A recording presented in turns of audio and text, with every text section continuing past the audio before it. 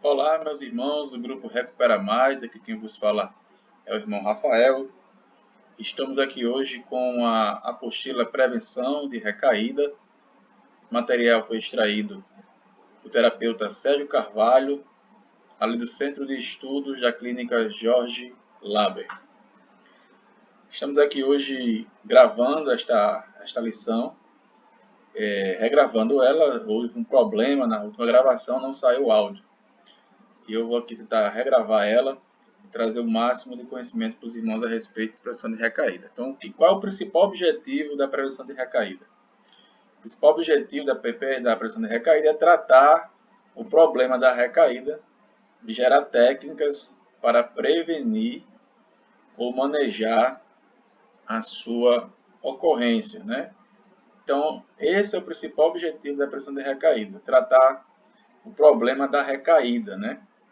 Gerar técnicas para prevenir. Então, acontece, o ideal é que o dependente químico ele não venha a ter recaídas. Então, a prevenção de recaída, ela vê essa questão para que haja essa prevenção, para que não venha a ter recaída, mas também a prevenção de recaída, ela faz o manejo caso isso ocorra, né? Caso ocorra a recaída, a prevenção de recaída também ela tem como objetivo gerar o manejo, né? Que a pessoa possa saber o que fazer caso ocorra uma recaída. Uma coisa também importante a gente falar aqui na prevenção de recaída, né?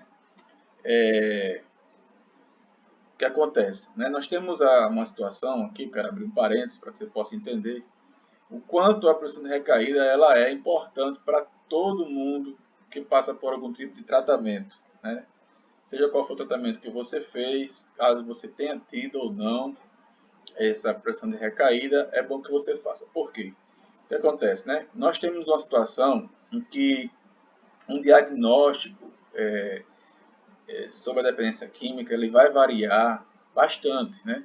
O que acontece? As pessoas elas estão dentro de um contexto, né? Dentro de um contexto de vida, né? E as pessoas elas possuem comportamentos diferentes, né? Temperamentos diferentes, aprendizados diferentes, experiências diferentes. E a problema da dependência química ela envolve todo esse contexto, né? Pra você ter ideia, quando a gente se depara com algumas pessoas que vêm do médico, né, do psiquiatra, eles às vezes vêm com o diagnóstico, por exemplo, do F19. O F19 é quem faz uso de múltiplas substâncias, né? O que significa isso? Significa que a pessoa usa tudo que você imaginar, essa pessoa tem o hábito de estar usando tudo. E, na verdade, às vezes essa pessoa ela só tem uma, às vezes nem passa de uma, ou duas no máximo drogas de sua preferência, né? A pessoa é ali, por exemplo, usuário apenas de crack e vem do médico com um diagnóstico de que é usuário de múltiplas substâncias. Aí é como se ele usasse LSD, heroína, êxtase, álcool, cocaína, maconha, crack. Ele veio do médico com esse diagnóstico. Então, o que acontece? O diagnóstico errado. O tratamento errado, né? O tratamento, a abordagem que vai ser feita, todo o tratamento com essa pessoa, um tratamento errado. Então, a prevenção de recaída, por ser uma técnica que é voltada para o indivíduo, ela é de muita valia, porque ela vai também identificar as situações individuais. Ela não é um tratamento onde ela aborda o indivíduo já com o tratamento, uma forma de abordagem pronta, não. Ela justamente ela vai trabalhar a personalidade, ela vai trabalhar o contexto da pessoa e por isso ela se torna uma ferramenta bastante útil para auxiliar qualquer processo de tratamento.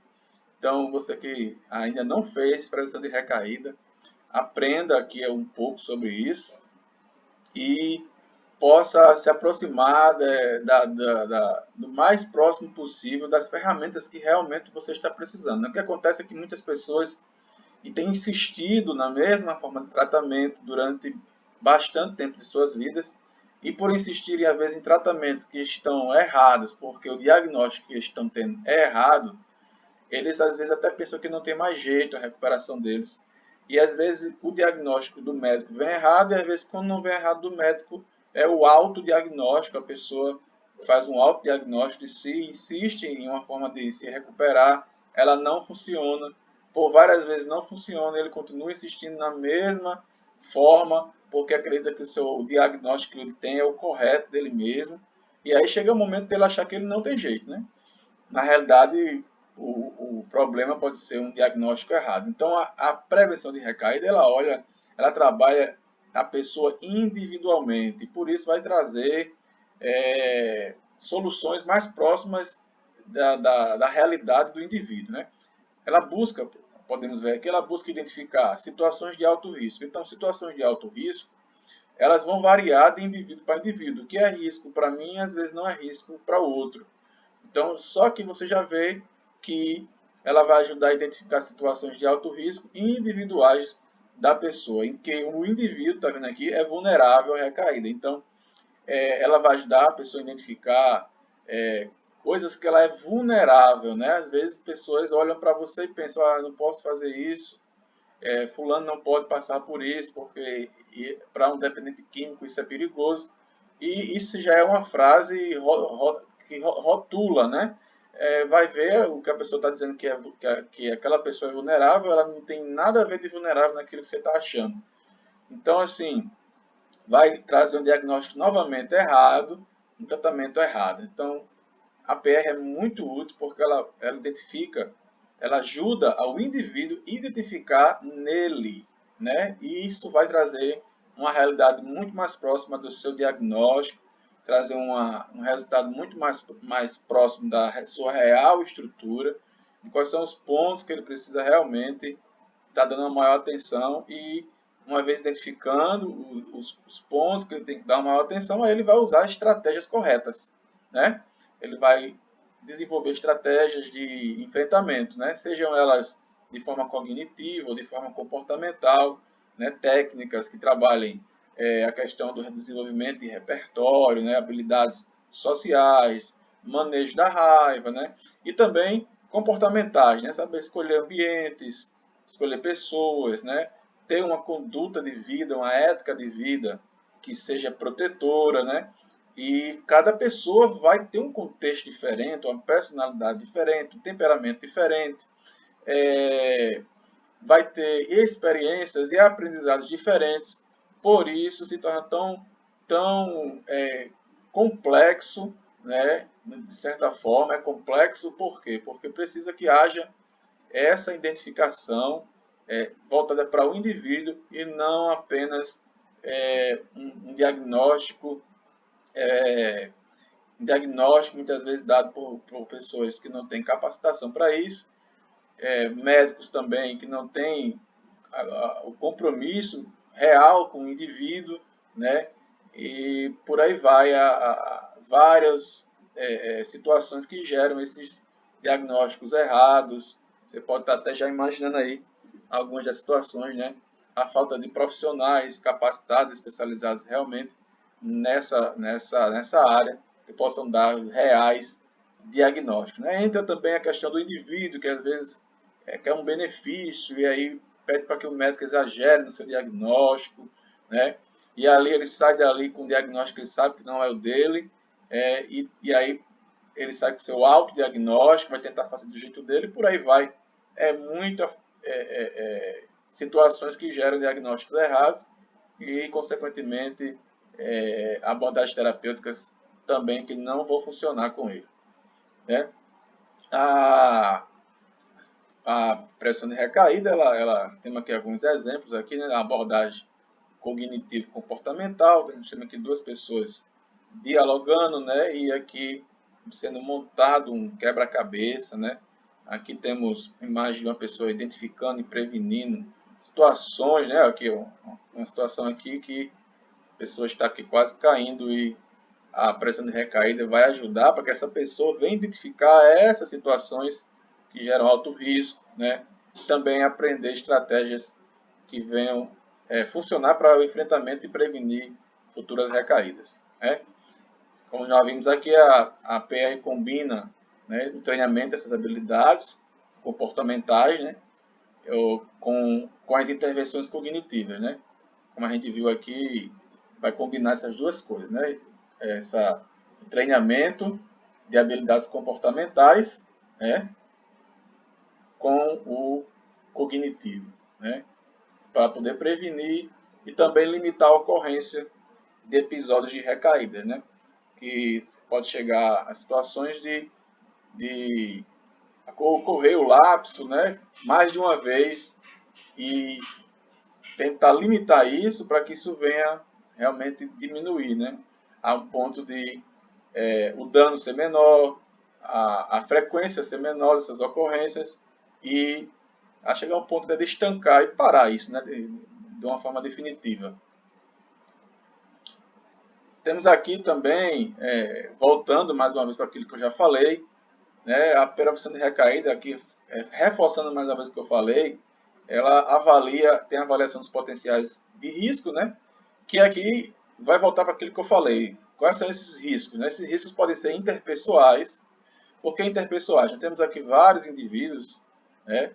E aqui nós sabemos que cada indivíduo ele é um mundo, né?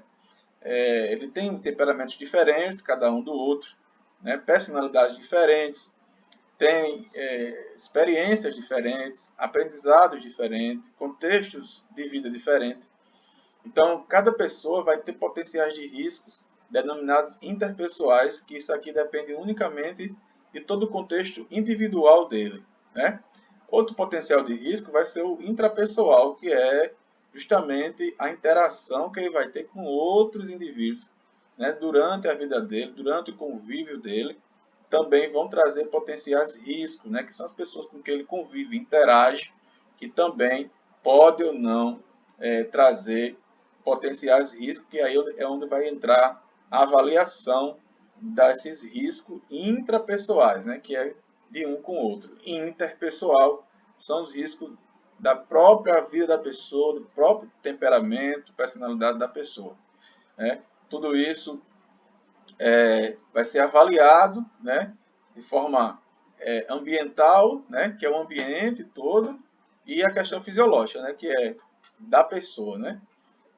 Aí com isso ele vai conseguir identificar esses fatores ou essas situações e vai poder se antecipar, né? Se precipitá-la, que podem precipitá-la, né?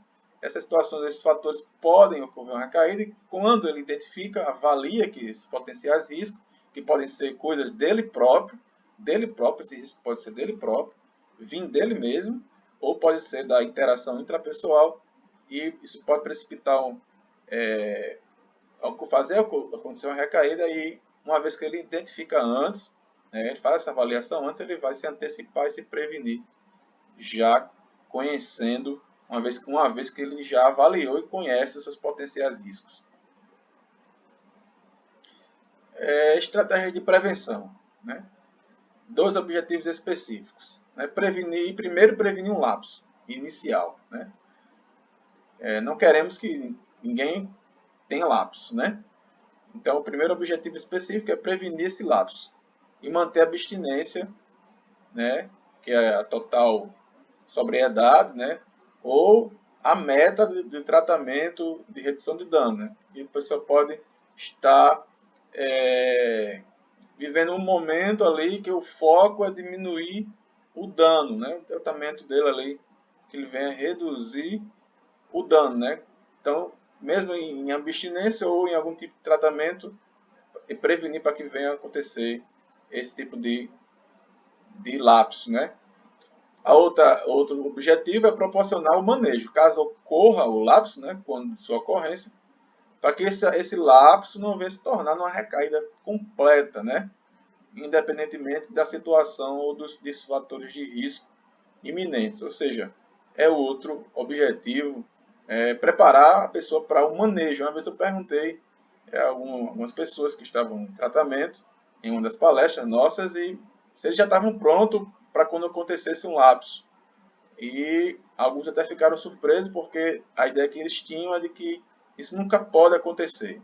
Né? O que acontece é que se acontecer, como eles pensam que isso nunca pode acontecer, vocês já vão, na lógica aí, que eles vão encarar o lápis de uma forma totalmente negativa, né?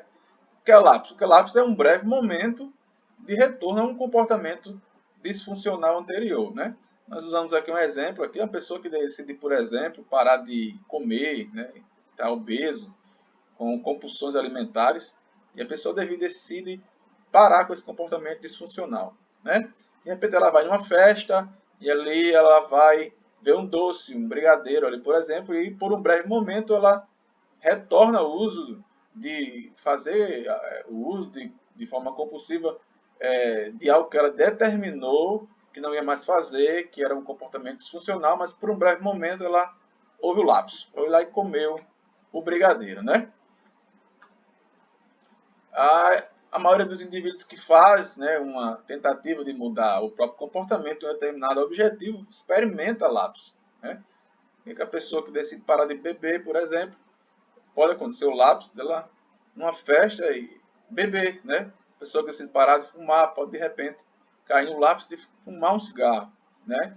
E esses lapsos, né, frequentemente, eles podem conduzir a uma recaída, ou seja, um abandono total da tentativa de mudança, de acabar com aquele comportamento disfuncional, né? Por exemplo, abandonar o uso, o abuso compulsivo de alimentos, o próprio uso das substâncias psicoativas, né?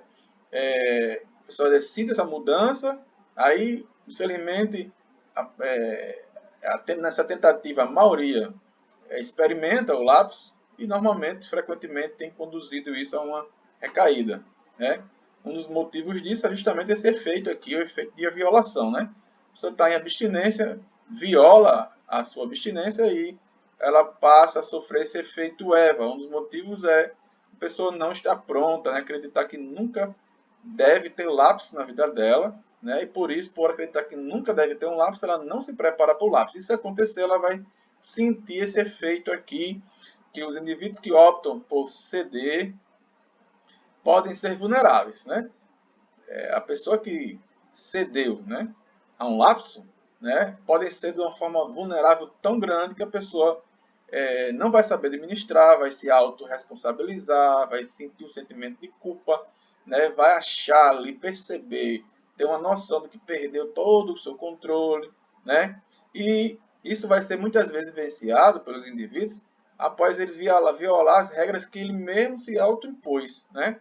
Ele estava ali vivendo uma vida que ele colocou regras que ele não podia quebrar, de repente ele se vê quebrando as próprias regras que ele impôs para ele, e a sensação não é muito boa, principalmente se a pessoa não está preparado e se coloca na cabeça que isso nunca poderia acontecer, que é o que mais acontece, né? Essa rotulagem, né, que nós vemos aí muitas vezes em comunidades terapêuticas, as pessoas que às vezes ocorre um lapso de um dia, são encaminhadas novamente para a comunidade e ali ela é taxada de alguém que fracassou, né? Mesmo sendo alguém que já passou por um processo árduo de tratamento, de muitos meses, até mesmo de um ano, 9 meses, um ano, e volta ali com a sensação de que precisa repetir tudo de novo, né? Sem focar, né, exatamente no que foi que aconteceu, mas não, ele tem a sensação de que ele precisa fazer tudo de novo, porque, novamente, aquele diagnóstico, você dá um diagnóstico errado, né? E o tratamento errado de novo. E ele vai ali, por exemplo, insistir, né, novamente naquele tratamento, achar que ele não fez corretamente o tratamento, né? Que ele precisa repetir tudo de novo, né? E aí o que ele vai se ver? Ele vai se ver ele novamente fazendo o mesmo filme da primeira recuperação, passa mais, por exemplo, vários meses, 9 meses, novamente, sem tratar o que realmente ele precisa ver, qual é o motivo. Muitas vezes o motivo não é mais nem a substância mais. Tem pessoas, por exemplo, vou dar um exemplo aqui, que usaram na adolescência o álcool para que pudessem se socializar, né? Pudessem namorar, paquerar, se sentir menos sem timidez, né? E associaram o álcool ao uso do dia a dia, né? Em situações que ele é tímido. Aí essa pessoa se aprofunda, vai parar numa clínica, né? Dependente químico, ali faz o tratamento, oferecido, né, que muitas vezes é apenas 9 meses, com muita oração, né, que são as comunidades cristãs, e ali passa por um diagnóstico geral, né, o que é um para um é para todos, né, e ali a pessoa passa por isso, né, e sai dali 9 meses limpo, uma benção, né. Aí a pessoa, o usuário, né, do álcool, ele, se não for tratado, né, esse problema que ele aprendeu que só consegue se socializar, paquerar, ser uma pessoa desinibida, tendo o uso do álcool, essa pessoa vai se deparar com uma vida agora frustrante. Um repertório de habilidades sociais bem reduzido, né? E com o tempo, se isso não for trabalhado, neste caso, porque eu estou dizendo um caso, só isso é apenas um exemplo. Se neste caso não for trabalhado o repertório de habilidades sociais para que ele venha aprender a se sociabilizar, aprender a se relacionar com pessoas sem o uso do álcool, com o tempo ele vai voltar ao ter o uso do álcool, porque senão ele não vai conseguir viver. Porque a única forma que ele aprendeu a viver foi colocando o álcool para poder se sentir bem, social, pertencente a um grupo. Então, ele pode passar 1 ano, 2 anos, se não trabalhar essa questão, ele tem um grande risco de recair novamente. Um dos efeitos do EVA, né, do efeito do EVA, é que ele contém um componente afetivo e um outro cognitivo, né? O afetivo está relacionado a sentimentos de culpa, vergonha e desesperança, né? A pessoa sente na área afetiva essas coisas aí, culpa, vergonha, desesperança. E outra coisa no efeito EVA, né, ter quebrado aí a suposta sobriedade, né, que não poderia de forma alguma, né, a pessoa associa o componente cognitivo, supõe que se o indivíduo atribuir um lapso a fatores internos, né, globais e incontroláveis, aumenta o risco de recaída. O que acontece? A pessoa está associando ali, né, de forma inteligente, até o nome é cognitivo, quer dizer da parte pensativa, né?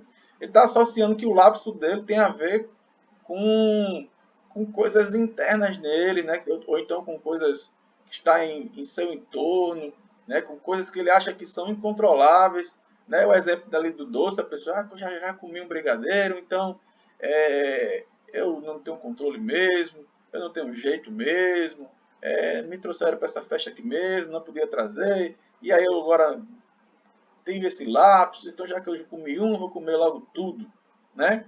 E aí volta e aumenta, isso vai aumentando o risco de recair. Então esse efeito é terrível e a maioria das pessoas já vão passar por esse efeito porque justamente acham que o lapso nunca pode acontecer ou nunca foram preparados para ter o manejo desse lapso. E quando ocorre o lapso, em poucos dias se torna uma recaída completa, em poucos dias ele está de volta ao tratamento que ele estava submetido, né? Muitas vezes o mesmo lugar, isso é pior ainda, o mesmo lugar, mesmas pessoas, mesma rotina, tudo de novo, e aí ele já está mais acostumado do que antes, aí ele já consegue se sentir bem mais à vontade, consegue ali refletir bem menos ainda, o foco dele é ali mais uma vez se limpar, passar mais um tempo ali, ver se realmente volta de novo, e ali ele não está de forma alguma tratando corretamente, porque o diagnóstico ainda é o mesmo, né? Na cabeça dele e também, às vezes, de quem o recebe ainda é o mesmo diagnóstico. E para a gente finalizar, né, essa parte 1 de hoje, como eu posso melhorar a autoeficácia? O que é autoeficácia? Né? A confiança própria, né, das pessoas, né?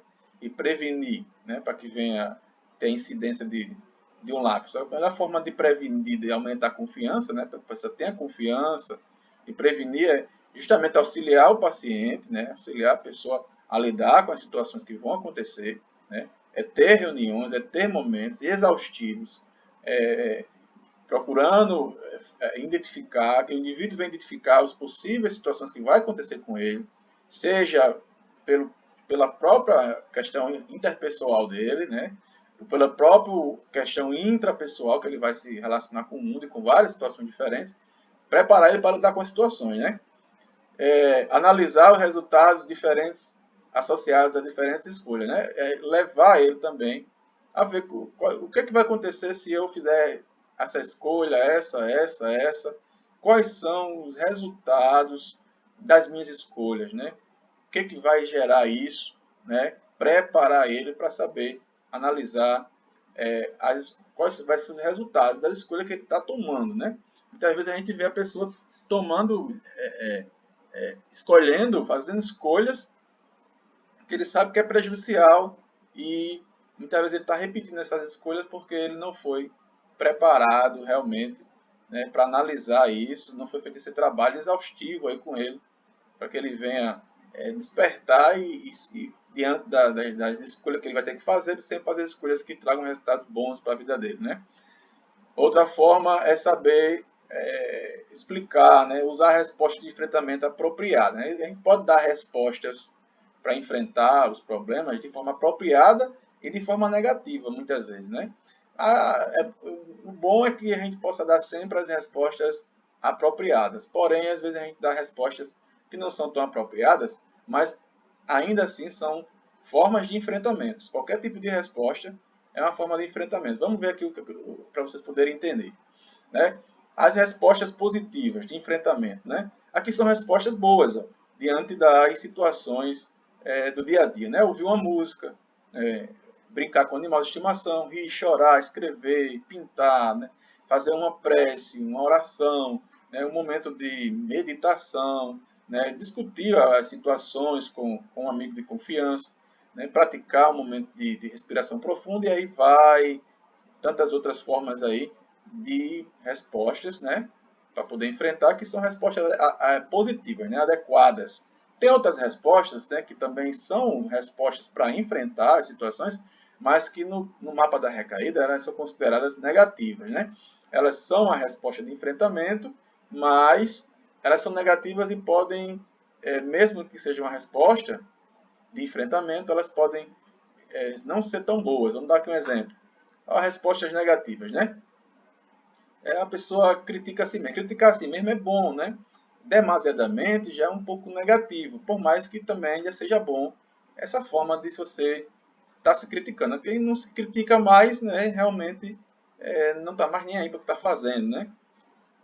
Dirigir rápido, né? Dirigir rápido parece o quê? Uma forma muito perigosa, mas às vezes a pessoa está ali, né, desopilando naquela forma ali. Tá certo? Não tá certo. Mas ainda é uma resposta de enfrentamento. É negativa? É. Mas ainda é uma resposta de enfrentamento. Roer unhas, se tornar agressivo, né, comer demais ou muito pouco, beber muito café, evitar contato social. São situações que são resposta de enfrentamento. Tudo bem, não deixa de ser. Né? A pessoa se isola um pouco, né? A pessoa bebe um café demais, come muito, então para de comer, mas são respostas negativas, né? Que podem levar daqui, você pode gerar situações de alto risco, muito mais de alto risco, né? Trazer os problemas e acontecer a recaída. Bom, pessoal, aqui fica a parte 1, né, da lição. Até a próxima aí, a gente vai estar gravando a parte 2. Um abraço para todos. O Grupo Recupera Mais, 2% ajudando a podermos crescer e poder melhorar, né, ajudar nas abordagens terapêuticas. Fica um forte abraço para todos. Fiquem com Deus em nome de Jesus.